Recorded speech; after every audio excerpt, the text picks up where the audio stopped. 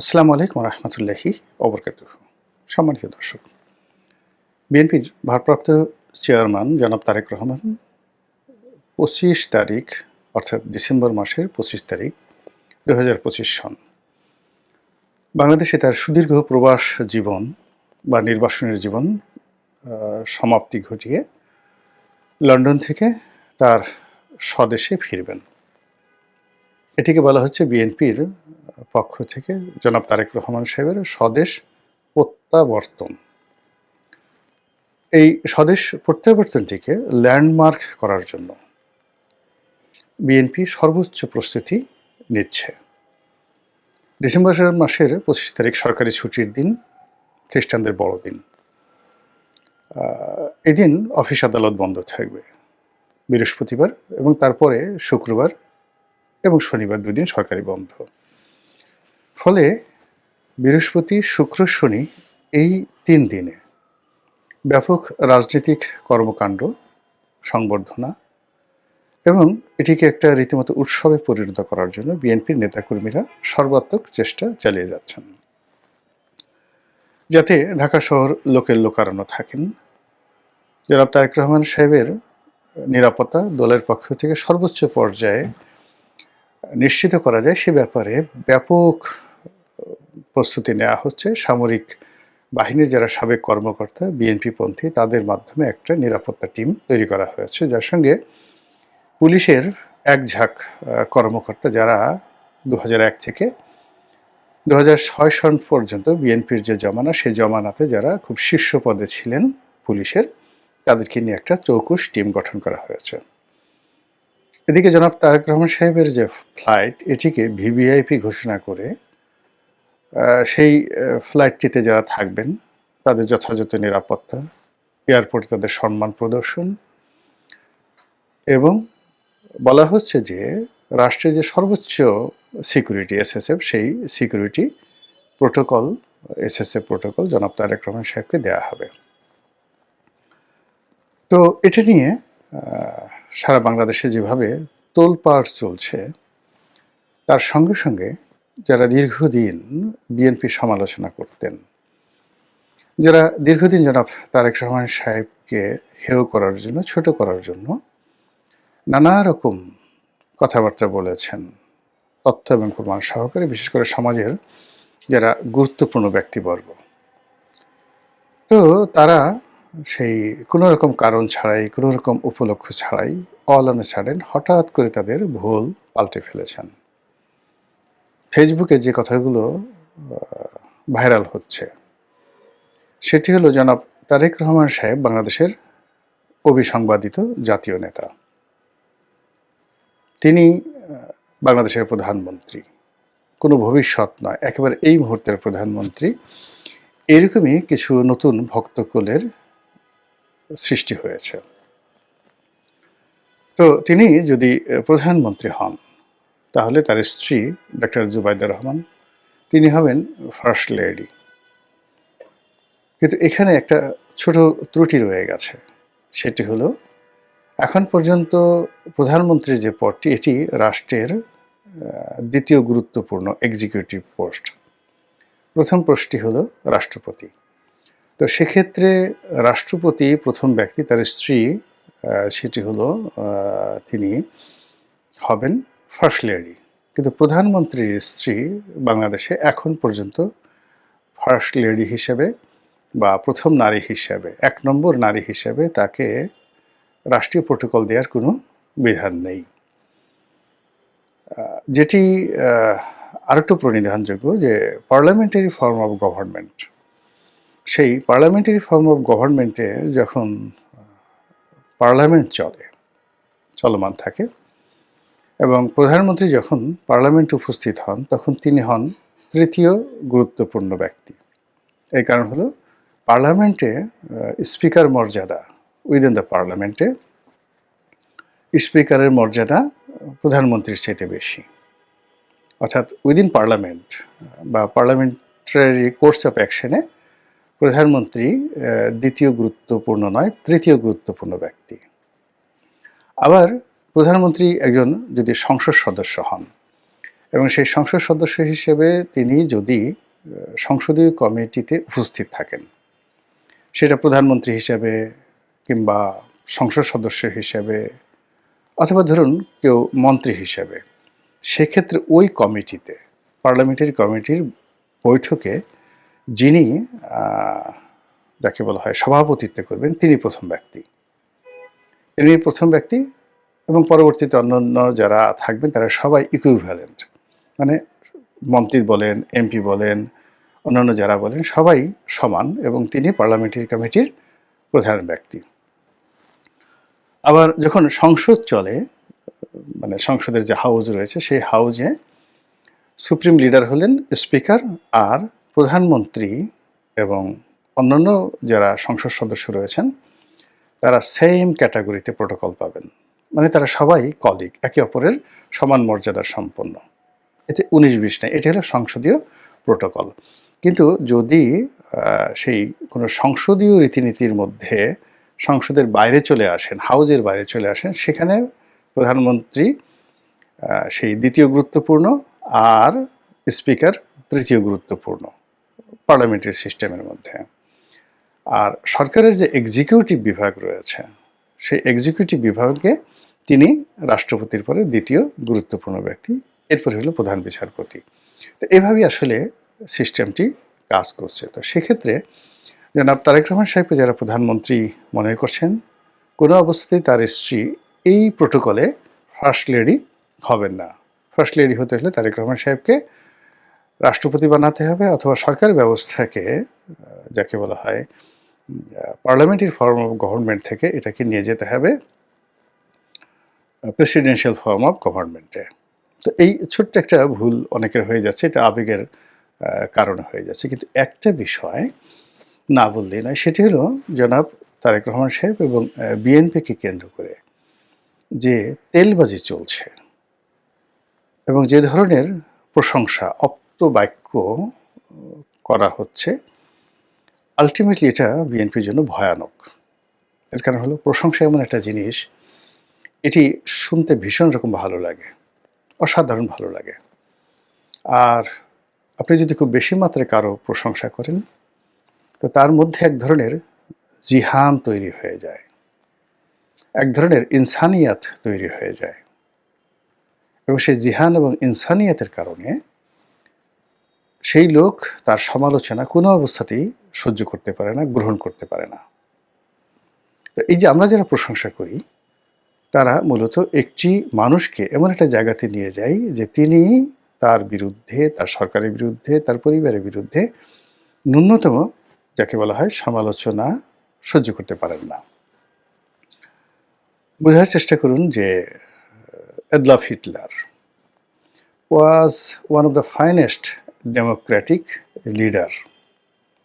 তার ক্ষমতা গ্রহণের একেবারে প্রথম 1-2 বছরে তার মতো ডেমোক্রেটিক, তার মতো জনপ্রিয় নেতা পুরো ইউরোপে ছিল না।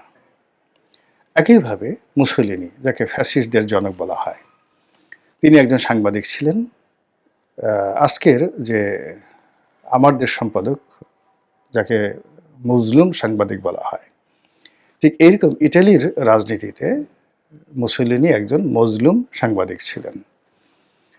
সেই মজলুম সাংবাদিক থেকে তিনি যখন জনপ্রিয়তার শীর্ষ পর্যায়ে পৌঁছে ইটালির রাষ্ট্র ক্ষমতায় এলেন, এরকম প্রশংসাকারীদের কবলে পড়ে ধীরে ধীরে ধীরে ধীরে তিনি ফ্যাসিস্টে রূপান্তরিত হলেন। তো সেই দিক থেকে জনাব তারেক রহমান সাহেবকে নিয়ে যারা অতিরিক্ত প্রশংসা করছেন, তার পরিবারকে নিয়ে যারা অতিরিক্ত প্রশংসা করছেন, তারা কিভাবে সর্বনাশ ঘটাচ্ছেন তার একটা জ্যান্ত উদাহরণ দেয়। যেমন ধরুন, জনাব তারেক রহমান সাহেবের স্ত্রী ডাক্তার জুবাইদা রহমান, তিনি এয়ারপোর্ট দিয়ে যাচ্ছিলেন। তো সববারই কিন্তু তার যাতায়াতের যে বিষয়টি, এটি একটা নির্দিষ্ট সার্টেন লিমিট পর্যন্ত ক্যামেরায় এসেছে। এইবার কে বা কারা তার সেই যাত্রাপথটিকে, তিনি যে যাচ্ছেন, এটিকে লাইভ ফেসবুকে লাইভ প্রচার করেছে। আমি নাম বললাম না, খুঁজে বের করুন। তো সেই প্রচারের মধ্যেই দেখা গেল যে জুবাইদা রহমান, তিনি তার যে ব্রিটিশ পাসপোর্টটি তিনি ইমিগ্রেশনের যে কাউন্টার, সেই কাউন্টার পার হয়ে যখন তিনি এয়ারক্রাফটে উঠবেন, বোর্ডিং ব্রিজে উঠবেন, তো বোর্ডিং ব্রিজের আগে একটা চূড়ান্ত যাকে বলা হয় চেক আপ হয়। তো তিনি যখন সেই চেক আপের জন্য সেখানে সেই পাসপোর্ট দিলেন, অমনি সবার সামনে উন্মুক্ত হয়ে গেল যে doctor Zubaidur Rahman British passport holder. এটি আগামী নির্বাচনে কিভাবে যে জামাতের লোকজন বাজাবে এবং বিএনপি বিরোধীরা এই যে তার বিরুদ্ধে যে সকল মানে শব্দ প্রয়োগ করবে, এটি কল্পনাই করা যায় না। বোঝার চেষ্টা করুন যে সজীব ওয়াজেদ জয় ঠিক এই ক্ষমতা হারানোর পর তিনি মার্কিন পাসপোর্ট নিয়েছেন। এর আগ পর্যন্ত কিন্তু তার বাংলাদেশি পাসপোর্ট ছিল। অন্যদিকে বিএনপির যারা প্রতিদ্বন্দ্বী রয়েছেন তাদের কারোরই এরকম বিদেশি পাসপোর্ট নেই।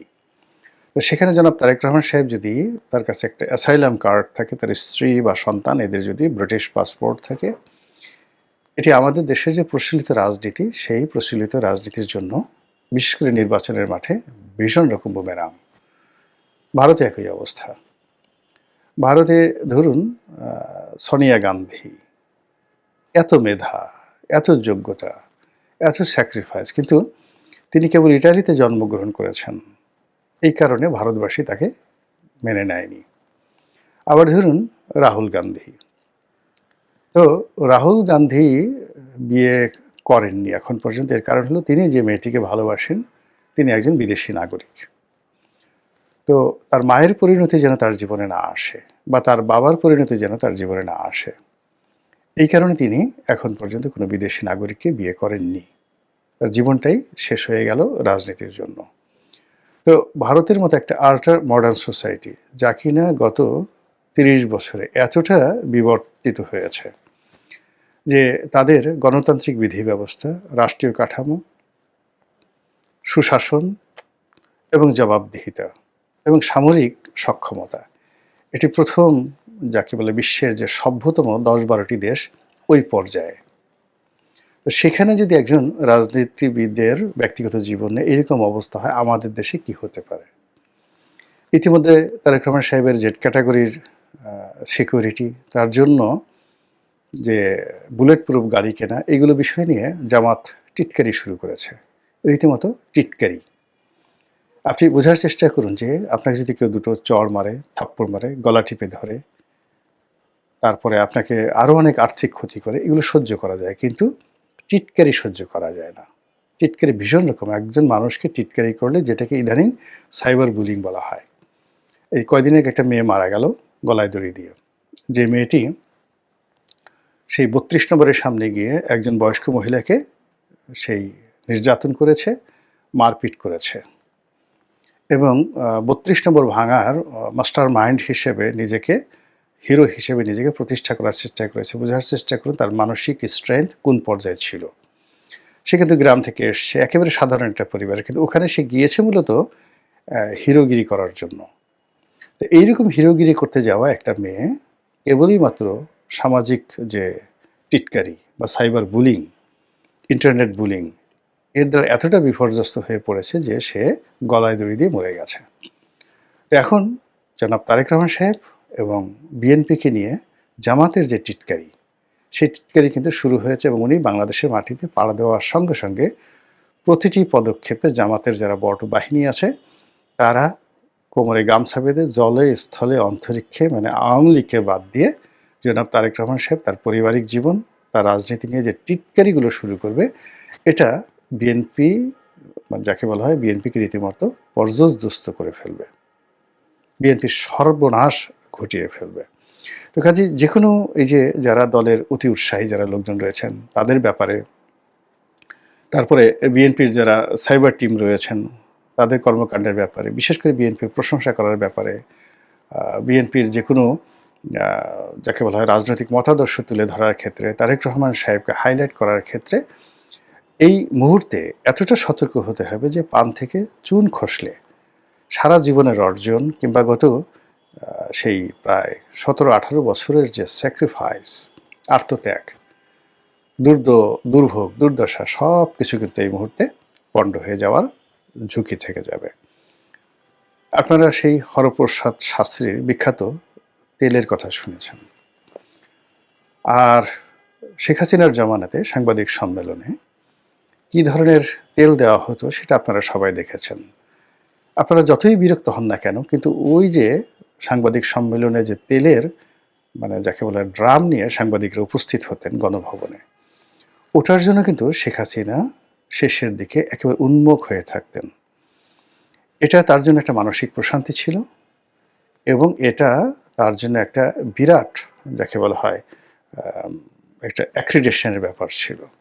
ফলে তিনি বিদেশে যেতেন, এসেই এই অনুষ্ঠান করার জন্য রীতিমতো পাগল হয়ে যেতেন এবং তিনি তার দুঃখ ভোলার জন্য, কষ্ট ভোলার জন্য, অপমান ভোলার জন্য এই তেলবাজদের আশ্রয় নিতেন তিনি। এবং এটা হয়তো ২০১২ সনে তার ছিল না, কিন্তু ধীরে ধীরে ধীরে ধীরে এটা একটা তার রোগে পরিণত হয়ে যায়, যেটাকে আপনাকে বলছিলাম ইনসানিয়াতের জিহান, এটা পরিণত হয়ে যায়। এখন তারেক রহমান সাহেব বিদেশে আছেন, খুব সীমিত আকারে মানে ইন্টারনেটের মাধ্যমে তিনি অনেক প্রশংসা পাচ্ছেন, কিন্তু যখন বাংলাদেশে আসবেন, আসার পর যদি আমরা অতিমাত্রায় তৈলমর্দন করতে থাকি, তাহলে তিনি তার অতীতের যে ভুল ত্রুটিগুলো ছিল, যেগুলোর ব্যাপারে তিনি সিদ্ধান্ত নিয়েছেন যে এগুলো আর যেন আগামীতে না হয়, তিনি ঘুরে দাঁড়ানোর চেষ্টা করছেন। এই জিনিসগুলো তিনি ভুলে যাবেন এবং তার মনে হবে হি ওয়াজ রাইট। আপনি চিন্তা করুন যে ডক্টর এস টি ইমাম, আল্লাহ তাকে ক্ষমা করুন, তিনি মরে গিয়েছেন। One of the brilliant officer ছিলেন, সিএসপি অফিসার ছিলেন, সরকারের অতি গুরুত্বপূর্ণ সবচেয়ে বড় পদ ক্যাবিনেট সচিব। সেই ক্যাবিনেট সচিব ছিলেন বঙ্গবন্ধুর জামানাতে। আর খন্দকার মোশতাককে সেই ক্যাবিনেট সচিব রূপে তিনি শপথ পাঠ করিয়েছেন। বুঝার চেষ্টা করুন। তো তার মতো মানুষ যখন শেখ হাসিনার সামনে দাঁড়িয়ে হাত কাছুমাছু করে তারপরে মাথা নুইয়ে যখন বলতেন, sir you are right, Sheikh হাসিনাকে স্যার বলাটা তিনি শুরু করেছিলেন। তো বোঝার চেষ্টা করুন, তখন কিন্তু আসলে মাথা ঠিক থাকে না যে কোনো লোকেরই, রাজনৈতিক যারা নেতৃবৃন্দ রয়েছেন, যে এরকম একজন জ্ঞানী গুণী পণ্ডিত ব্যক্তি তিনি আমার আনুগত্য দেখাচ্ছেন, প্রশংসা করছেন, আর একজন ইউটিউবার, একজন রাজনীতির কর্মী, একজন পত্রিকার কলাম লেখক কিংবা টকশোর একজন বক্তা আমার সমালোচনা করছে, কত বড় সাহস, ওর গালের উপর দুই গালে দুটো চড় বসিয়ে দাও। এটা স্বাভাবিক ব্যাপার। এখন চিন্তা করুন যে যে তারেক রহমান সাহেবকে যুবরাজ হিসেবে প্রথম আলো ডেইলি স্টার বাংলাদেশে প্রতিষ্ঠা করে ফেলেছে, তার বিশ্রী রকম কার্টুন এঁকে তাকে মিস্টার 10% রূপে, সন্ত্রাসের গডফাদার রূপে, হাওয়া ভবনের সাম্রাজ্যের যাকে বলা হয় অঘোষিত সম্রাট রূপে এই প্রথম আলো ডেইলি স্টার তাদেরকে যেভাবে তারেক রহমান সাহেবের চিত্র অঙ্কন করে ফেলেছে, সেই প্রথম আলো ডেইলি স্টার যখন তারেক রহমান সাহেবের স্বদেশ প্রত্যাবর্তন হয়নি তার আগে একটা প্রস্তুতি সভা সেখানে উপস্থিত হয় এবং উপস্থিত হয়ে যে কথাগুলো বলে, খুব ইন্টেলেকচুয়ালি বোঝার চেষ্টা করুন যে আপনারা ক্ষমতা আসবেন, ফার্স্ট ক্ষমতা আসবেন, সেকেন্ড হলো তারেক রহমান সাহেব প্রধানমন্ত্রী হবেন এবং তার সরকারে যেন আমরা সমালোচনা করতে পারি সেই বিষয়টা দয়া করে আপনারা দেখবেন। এরপরে যিনি যারা বললেন যে তুলনামূলকভাবে বিএনপির যে জমানা সেটা 1991 থেকে 96 আর 2001 থেকে 2006, যেটি মতিউর রহমান সাহেব মাহফুজা আনন্দের স্বর্ণ সময়, তারা স্বীকার করতে বাধ্য হচ্ছেন যে তারা এই সময়টিতে তুলনামূলকভাবে ভালো ছিলেন। তো এই যে বক্তব্য তাদের মুখ থেকে, এখন সেটা তারা ইন্টেলেকচুয়ালি করাপশন করেছেন কিনা এটা আল্লাহ জানেন আর তারা জানেন। তারা যদি অনুশোচনা বোধ করে ঠিক কথাগুলো বলে থাকেন সেটা ভিন্ন প্রসঙ্গ, কিন্তু আমার কাছে সেটা মনে হচ্ছে না। তারা এই যে তাদের মুখ থেকে যে প্রশংসাগুলো করা হয়েছে, এই প্রশংসার ফলে কি হলো, তারেক রহমান সাহেব এবং বিএনপির মাথা খারাপ হয়ে যাবে নিঃসন্দেহে। এবং এখানে তাদের আর একজন মুখপাত্র আছেন, সমকালের সম্পাদক জনাব একে আজাদ সাহেব। মূলত তিনি সম্পাদক মানে মালিক পরিষদ, নোয়াব, তারপর সংবাদপত্র পরিষদ যেটা, সেটার কর্তা ব্যক্তি। কিন্তু তার দুটো পরিচয় হলো, তার মধ্যে ১ নম্বর পরিচয় তিনি দেশের একজন শীর্ষ ব্যবসায়ী, আর ২ নম্বর পরিচয় হলো তিনি রাজনীতিবিদ হতে চান। ভালো একজন রাজনীতিবিদ হতে চান। সেই রাজনীতিবিদ হওয়ার জন্য পত্র-পত্রিকাটিকে তিনি বা তার যে মিডিয়া হাউসকে তিনি এখানে একটা অক্সিলারি ফোর্স, সাহায্যকারী একটা শক্তি হিসেবে ব্যবহার করতে চাচ্ছেন। ফলে কি হলো, তিনি সব জায়গাতেই একটা লিবারেল ভূমিকা পালন করেন। যাকে বলা হয় ডিপ্লোম্যাটিক ভূমিকা পালন করেন। তো তিনি সেই তারেক রহমান সাহেবকে উদ্দেশ্য করে যেটি বলেছেন, সেটি হলো, দেখুন এখানে যারা এসছে মানে জনাব মাহফুজ সাহেব এবং জনাব মতিউর রহমান, তারা কোনো রাজনৈতিক দলের দাওয়াতে যান না। আপনাদের এখানে এসেছেন, এজন্য তাদেরকে ধন্যবাদ জানাই। আবার জনাব মতিউর রহমান সাহেব তিনি এবার বলেছেন যে তিনি একাধিকবার জনাব তারেক রহমান সাহেবের সাথে বৈঠক করেছেন, তিনি যখন ক্ষমতায় ছিলেন। বেগম জিয়ার সঙ্গে বৈঠক করেছেন। এই বিষয়গুলো দিয়ে মানে আপনি বোঝার চেষ্টা করুন যে একেবারে উচ্চ মার্গের ঘি মর্দন থেকে শুরু করে এই যে ইন্টারনেটে যারা সাধারণ তাদের যে তৈলমর্দন, এটি তারেক রহমান সাহেব বাংলাদেশে পা দেওয়ার আগেই এই ঘটনাগুলো যেভাবে ঘটছে, স্বয়ং আল্লাহ যদি তারেক রহমান সাহেবকে এবং বিএনপিকে হিকমত দান না করেন, তাহলে এই তেল থেকে মানে কামানের গোলা থেকে রক্ষা পাওয়া যায়। যে কোনো আক্রমণ থেকে, আততায়ীর আক্রমণ থেকে রক্ষা পাওয়া সম্ভব, কিন্তু তেলের যে যন্ত্রণা, তেলের যে তেলবাজি, এর থেকে রক্ষা পাওয়া যায় না। আল্লাহ বিএনপিকে হেদায়েত দান করুন। আসসালামু আলাইকুম রহমতুল্লাহি ওয়া বারাকাতুহু।